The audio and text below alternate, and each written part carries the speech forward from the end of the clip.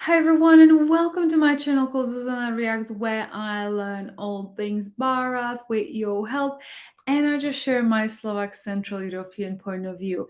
And in today's video, we're going to look into some history lesson, which I'm actually quite excited about.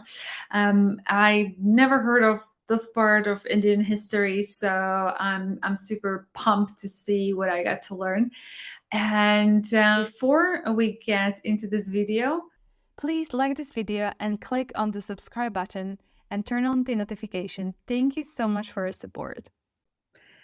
Okay, so let's just kick this off. The mighty Gupta Empire of India. Let's see what I can learn.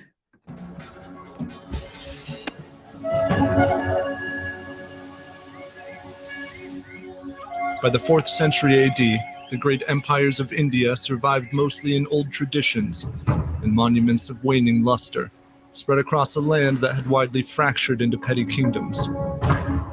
The rather modest dominion of one dynasty had begun to expand under its king Chandragupta, and after his reign, the throne was assumed by his son, an emperor who would proudly bear his battle scars, the great Samudragupta. At his behest, the forges burned day and night. Horses were mounted, war elephants arrayed. In ages past, when Alexander had marched east to conquer the world, it was the prospect of facing the vast armies of India that ultimately induced his weary troops to make him turn back. Then came the Mauryan Empire, which conquered wide and stood for over a century before its demise. Now, half a millennium later, this region would yield before a new power. Samudragupta rallied his troops and rode against the surrounding regions. Enemies were run through with spears and felled by arrows as he annihilated 9 kings of the Ganges River basin and brought their fertile lands under his domain. Bordering regions likely submitted ahead of his army to become tributary states. The forces of this Gupta Empire moved swiftly. While fielding traditional divisions of elephants and light infantry, their power rested on heavy cavalry. Fierce nomads to the northwest had shown India the merit of mounted archery. Indeed, those roaming armies began to overrun regions of South Asia formerly under Greek control, where the world of Aristotle had long blended with that of the Buddha, and a Greco-Buddhist culture still remained, in which Brahmi script framed the faces of Roman rulers, and the Buddha and his followers emerged in detailed Hellenistic rendering. Although Samudragupta was a great admirer of the arts, his immediate ambitions lay not in the west, but south along the eastern coast lined with trade ports. And so the emperor and his army fought and trekked through forest, on a quest that no doubt seemed guided by the hand of Vishnu, a Hindu deity considered by many, including the Gupta dynasty, to be the benevolent supreme being over the universe. The Gupta warriors scattered the armies before them, trailing over the bloodied fields of battle to reach the coastal kingdoms. Temples, farms, and homes were likely left unharmed, for though Samudragupta defeated 12 kings on this campaign, he restored them all to their thrones on the condition that they submit and become tributaries of the empire. While in some sense an administrative practicality, the mercy shown by Samudragupta earned him praise as an invincible yet noble conqueror.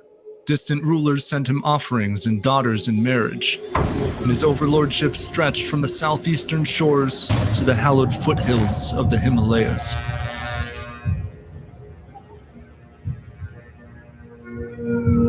Samudragupta then undertook the ancient Ashvamedha ritual, in which a horse was released to wander the empire for a year, accompanied by a party of the king's warriors.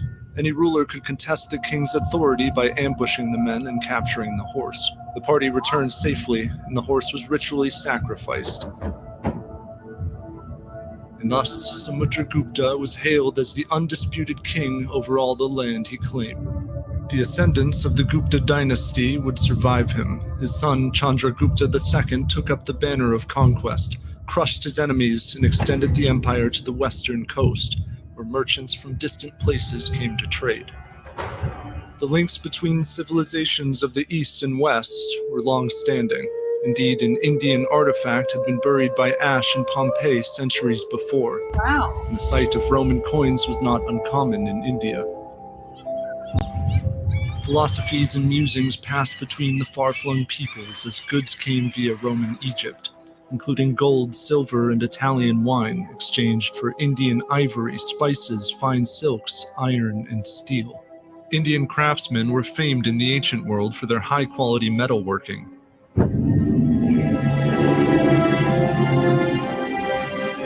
Now, across the lofty cities of the Gupta Empire, industry flourished.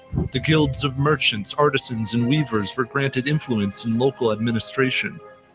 Magnificent monuments of worship towered overhead, and great thinkers emerged in the universities and centers of learning. Here, the innovative use of zero as a placeholder within the decimal place value system enabled increasingly complex calculations. Later in India, that circular symbol would represent the world's first true zero used as a number, a concept central to understanding negative numbers and conducting advanced mathematics. The trigonometric functions sine and cosine are traced to the Gupta period as well, in part due to the great Aryabhata, who also calculated pi to the fourth decimal place and correctly observed that stars only appeared to move due to the rotation of the Earth. He described this relativity of motion.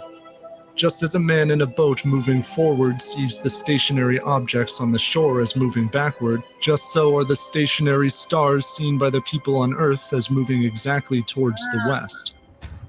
The Gupta Empire seemed to afford its people stability, safety. Skandagupta drove out an invasion of nomads in the mid-5th century. But it seemed these enemies were growing more daring in their incursions upon imperial territory. Much of the land had been cultivated when Indian kings gifted tracts of conquered regions to the priestly Brahmin class, often deposing tribal leaders. In this era, the four varnas, or social classes, as described centuries before in Hindu scriptures, began to lose their malleability, crystallizing into professional and hereditary realities. Although general prosperity had improved the status of the low Shudra peasants, a Chinese traveler named Faxian noted the extreme ostracization of those considered unworthy of placement in the Varna system altogether, a growing untouchable lot forced to live outside of town. Faxian faced no persecution himself. He had come to India as a pilgrim. This was the land where the Buddha had lived and taught many centuries before. Stupa shrines dotted the country, and mantras echoed from caves, where monks dwelt in elaborate monasteries. Although devout Hindus themselves, the Gupta emperors remained widely tolerant of Jainism and Buddhism. Yet Buddhist monks would later write of the atrocity with which their order was slain and temples burned around the year 520 by riders from the north. The Alkan Huns, these nomadic masters of horse archery, moved south, led by a man who was darkly remembered centuries later. The northern region brought forth another god of death. People knew of his approach by noticing the vultures, crows, and other birds flying ahead, eager to feed on those who were being slain within his army's reach. He was called Mihirkula. A diadem adorned his bulging skull, artificially elongated in the tradition of Hunnic rulers. His father, the great Toramana, had conquered far into India before him, but he had been defeated and ousted by regional powers. Mihirkula now came to lead the return of the Huns. The path was cleared, for the Gupta Empire had receded to the east, weathered by prior invasions and possible natural disaster. The Huns leveled cities and massacred people in their conquest. They were no simple horde of ravagers.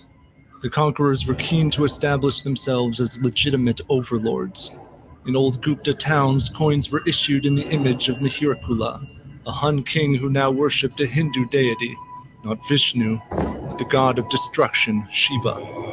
The Huns had not wandered into the mere destitute remains of the Gupta Empire. Rather, the autonomy the Guptas had long extended to their subject states now empowered former feudatories and successors to function without the empire.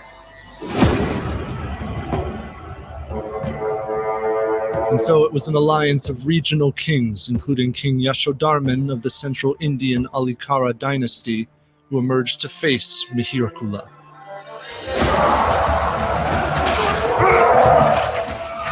The Huns buried them in arrows, but the Indian troops pushed forward to the furious bellow of war elephants and the clatter of armor and blades. The will of the invaders was broken as they fell in the chaos. The Huns were hacked and trampled across the valley, and it was written, King Mihirkula had never been forced to bow in humility by anyone save Shiva, but Yashodarman bent that monarch's head painfully down into deference.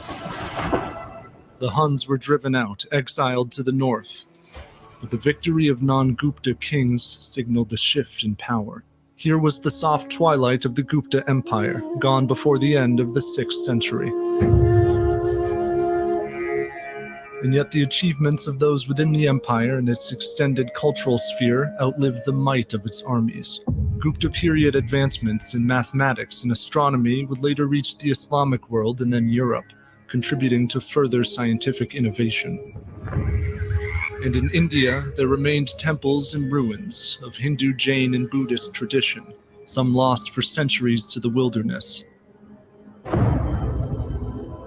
Sacred monuments sat in lonely halls like shadowed visions from the Golden Age, the age of the Gupta Empire.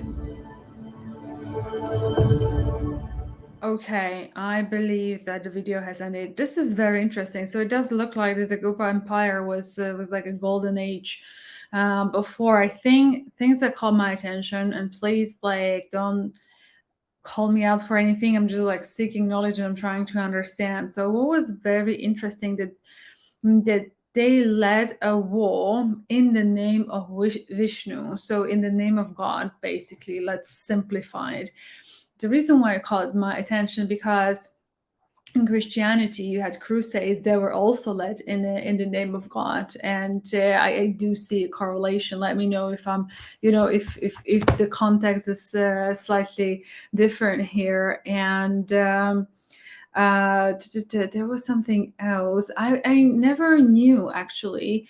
Despite studying history, that Indian trade was so interconnected with Romans and Egypt. It's very interesting, and a lot of things point out to Hellenic culture in Greece. So it's very interesting, and I think it gives me context to all your comments as well.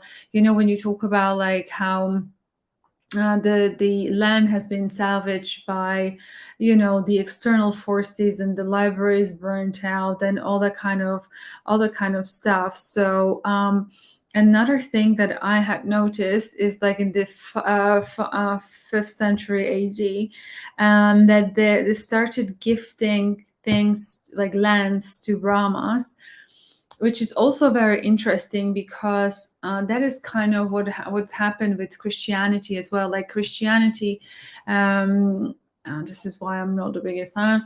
I was always there to, maybe that's just totally different to India. So I'm just giving you what I know. Okay, don't come for me.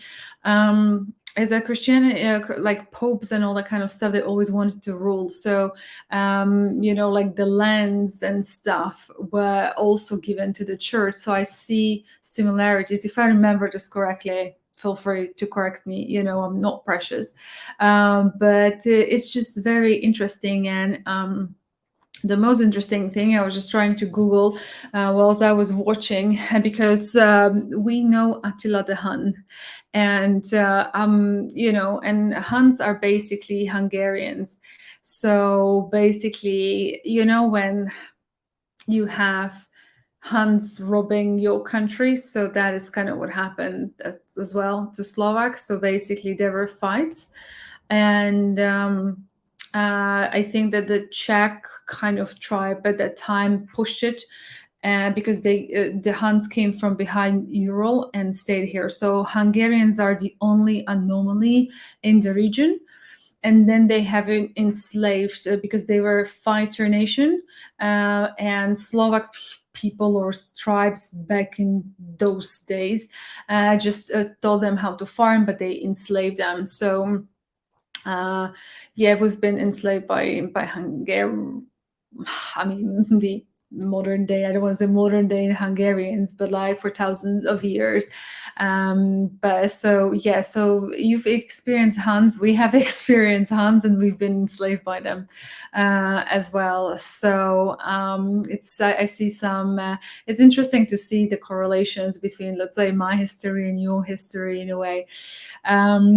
So I think that's it for today's video. If there's anything else that you'd like to share with me about that era, or anything else relating to the video, I would love to hear. Feel free to expand my knowledge. This is what I'm here for. And with that being said, I hope you liked this video. If you did, please give a thumbs up and subscribe to this channel. Share with someone who you think might enjoy this content, and I'll hope to see you in the next one. Until then, you do take care. Much love. Bye-bye.